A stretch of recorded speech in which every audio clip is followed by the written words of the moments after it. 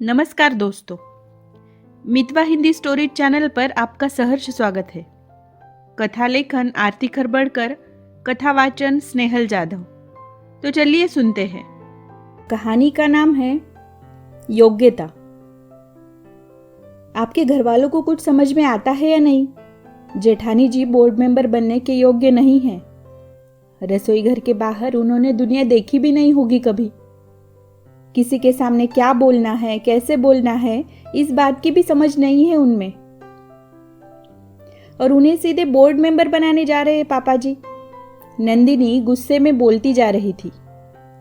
क्या तुम थोड़ी देर के लिए चुप रह सकती हो? कब से बोली ही जा रही हो। और पापा ने कुछ सोच समझ कर ही ये फैसला लिया होगा।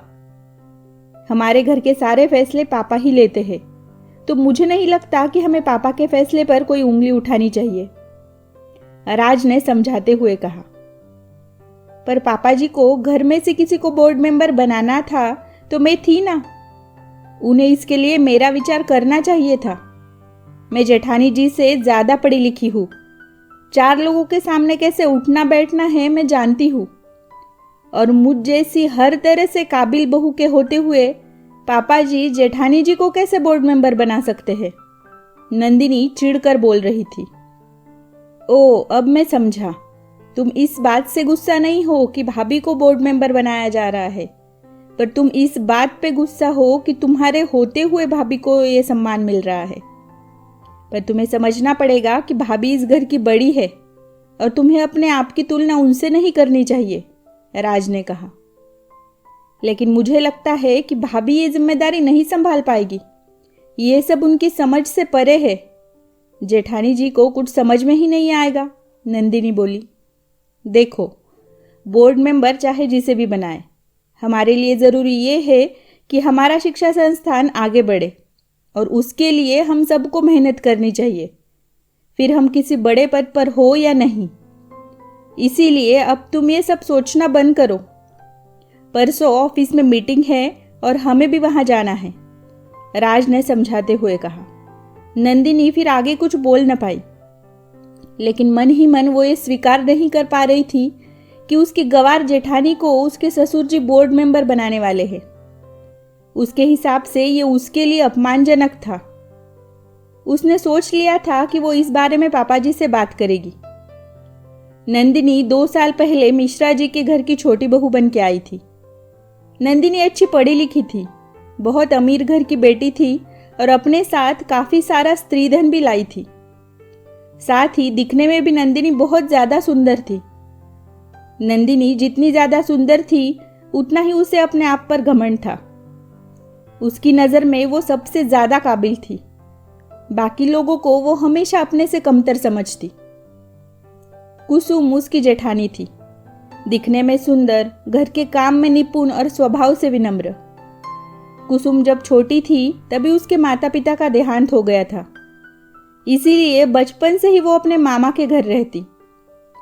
एक दिन मिश्रा जी ने किसी शादी समारोह में कुसुम को देख लिया। उसके बारे में किसी से पूछकर उन्हें कुसुम के बारे में पता चला। उन्होंने कुसुम के मामा से अपने बेटे अभय के लिए कुसुम का हाथ मांग लिया। कुसुम के मामा ने भी बड़ी खुशी से कुसुम और अभय की शादी के लिए हामी भर दी। रामनारायण मिश्रा जी शहर के जाने माने लोगों में से एक थे। उनकी खुद की शिक्षा संस्थाएं थी और उनकी शिक्षा संस्थानों का बड़ा नाम भी था आसपास के शहरों में। शहर के लोग उनकी इज्जत किया करते थे। इसीलिए उनके घर में कुसुम की शादी कराना उनके मामा के लिए शान की बात थी। अभय अपने पापा का बड़ा सम्मान करता और उन्होंने उसके लिए कुसुम को चुना तो उसने भी अपने पापा के फैसले को खुशी खुशी स्वीकार किया। कुसुम को देखने के बाद तो उसे पहली नजर में ही वो भाग गई थी। अभय और कुसुम की शादी बड़ी धूमधाम से हुई। रामनारायण मिश्रा जी स्वभाव से बड़े सख्त थे, पर दिल के बहुत नरम। उनकी पत्नी जानकी जी भी पूरे घर की जिम्मेदारी बड़े अच्छे से निभाती। रामनारायण जी ज्यादातर अपने काम में और समाज सेवा में व्यस्त रहते, लेकिन जानकी जी ने घर के काम को संभालते हुए रामनारायण जी का पूरा पूरा साथ दिया था। कुसुम जब घर की बहू बन के आई थी तो जानकी जी ने शुरू में बड़ी सख्ती दिखाई थी, पर जहाँ कहीं ज़रूरत पड़ी उन्होंने उसे प्यार से समझाया भी था। उन्होंने कुसुम को घर के शिष्टाचार बड़े अच्छे से सिखाए और कुसुम भी बहुत जल्दी ही सब कुछ सीख गई। उसके अच्छे स्वभाव ने सभी घर वालों का दिल भी जीत लिया था। इतने बड़े घर की बहू बनने के बाद भी कुसुम का रहन सहन बहुत सादा था और वो घर का कोई भी छोटा मोटा काम करते हुए कभी भी हिचकिचाती नहीं थी।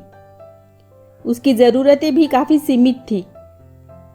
घर में लगभग सभी कामों के लिए नौकर थे, लेकिन कुसुम अपना काम खुद करना ही पसंद करती। साथ ही उसे सबके लिए अच्छे अच्छे व्यंजन बनाकर खिलाना बड़ा अच्छा लगता था। इसीलिए वो ज़्यादातर किचन में ही रहती। अभय को भी कुसुम की ये सादगी बहुत अच्छी लगती थी, लेकिन नंदिनी के लिए सब कुछ उल्टा ही था। उसकी शादी को सिर्फ 4 महीने हुए थे। शादी के बाद उसने घर में ज़्यादा काम नहीं किया। उसे लगता था कि वो अमीर घर की बेटी है, इसलिए उसे काम करने की ज़रूरत नहीं है। उसे लगता था कि कुसुम भाभी गरीब घर की है, इसलिए वो ज़्यादा काम करती है। नंदिनी छोटी होने के बावजूद कुसुम से अपना काम करवा लेती। हालांकि कुसुम नंदिनी को छोटी बहन की तरह ही समझती, उसकी पसंद का ध्यान रखती, लेकिन नंदिनी को लगता था कि वो हर मामले में कुसुम भाभी से बेहतर है और उनका और कुसुम भाभी का कोई मेल नहीं है। इसलिए इस घर में हर सम्मान उसे ही मिलना चाहिए। रामनारायण जी ने कुसुम को उनके शिक्षा संस्थान में बोर्ड मेंबर के रूप में शामिल करने का फैसला जब से सुनाया था, तब से नंदिनी को अपमानित सा लगने लगा था। उसे लगा था कि वो इतनी काबिल और शिक्षित होने के बाद भी उसकी जगह उसकी साधारण सी जेठानी को ये कैसे मिल सकता है। उसने रामनारायण जी से बात करने की ठान ली। थोड़ी देर बाद जब रामनारायण जी बाहर से आए तो नंदिनी सीधे उनके सामने जाकर खड़ी हो गई। उसे देखकर रामनारायण जी बोले, अरे नंदिनी बेटा, कुछ कहना है तुम्हें? हाँ पापा जी, मुझे कुछ पूछना है आपसे, नंदिनी ने कहा। पूछो, रामनारायण जी बोले। मैंने सुना है कि आपने जेठानी जी को स्कूल का बोर्ड मेंबर बनाने का सोचा है, नंदिनी ने पूछा। हाँ, तुमने सही सुना है, रामनारायण जी ने कहा। पर क्यों पापा जी, जेठानी जी ही क्यों? नंदिनी ने पूछा। क्योंकि हमें लगता है कि वो ये जिम्मेदारी अच्छे से संभाल सकती है, रामनारायण जी ने जवाब दिया। वो रसोई अच्छे से संभाल सकती है, इसका मतलब ये नहीं कि वो बाहर भी अच्छे से संभाल सके। उन्हें किसी से बात करना भी नहीं आता। 4 लोगों के बीच में रहन सहन कैसा होना चाहिए ये भी नहीं समझती। उन्होंने आज तक रसोई घर के बाहर कदम भी नहीं रखा। वो सिर्फ मान में बड़ी है, इसलिए आप उन्हें बड़ा पद दे रहे हैं, लेकिन इसके लिए वो योग्य नहीं है, नंदिनी ने कहा। बड़ी बहू की योग्यता क्या है और क्या नहीं है, ये हमें तुमसे जानने की जरूरत नहीं है छोटी बहू, रामनारायण जी ने जवाब दिया। पर पापा जी, ये सब मैं हमारी भलाई के लिए ही बोल रही हूँ।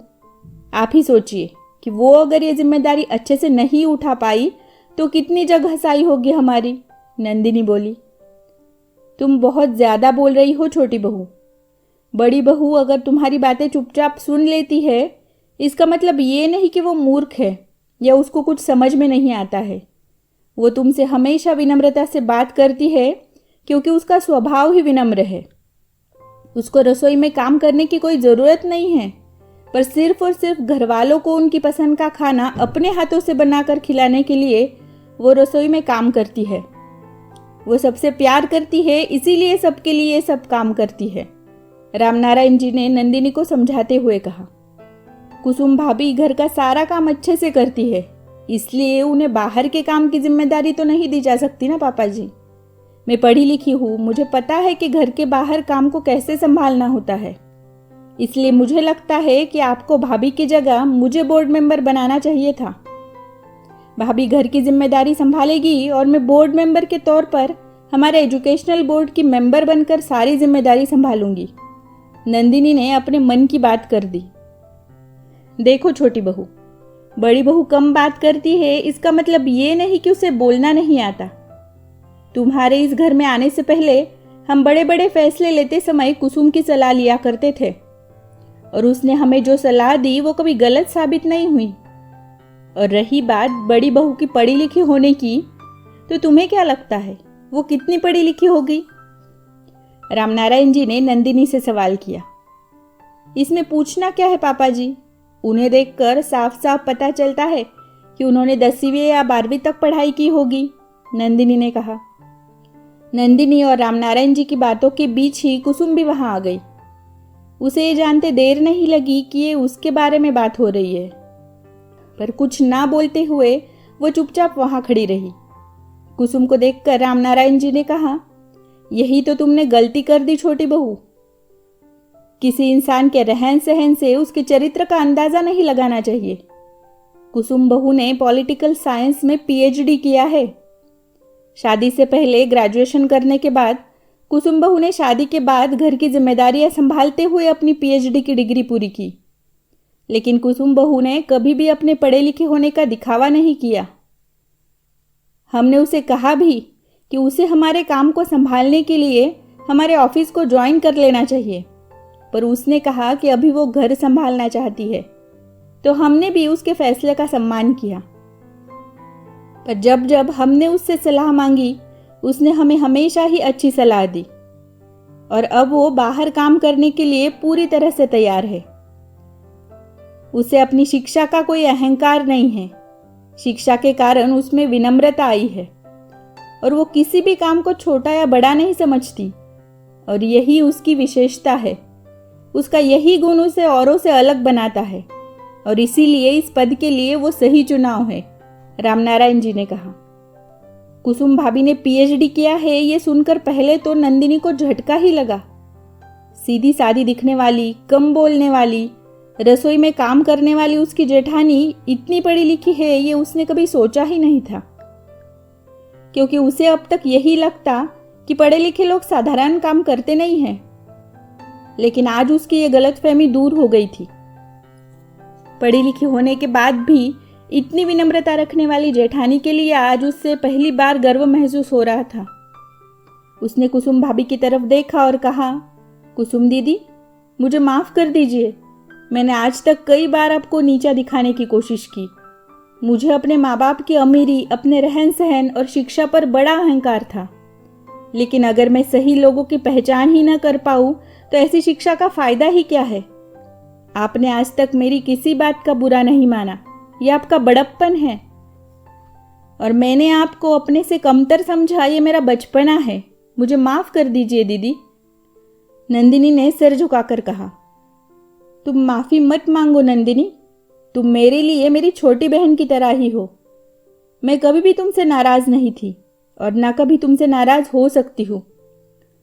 और तुम सच ही कह रही थी, हमारे एजुकेशनल बोर्ड की बोर्ड मेंबर तुम बनो या मैं, एक ही बात है।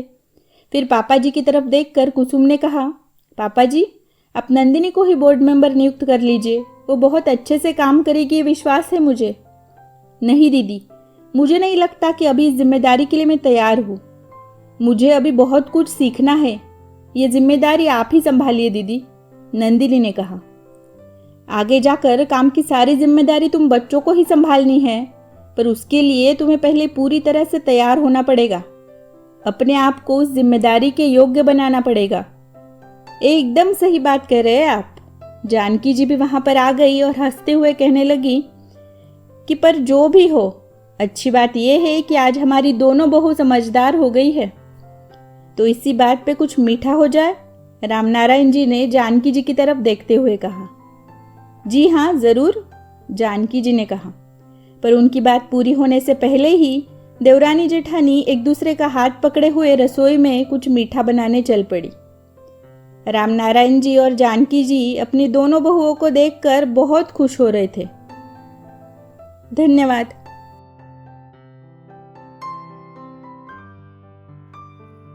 वीडियो अच्छा लगे तो लाइक, शेयर, कमेंट ज़रूर करना, और ऐसी ही नई नई कहानियाँ सुनने के लिए हमारे मितवा हिंदी स्टोरी चैनल को सब्सक्राइब करना ना भूलें।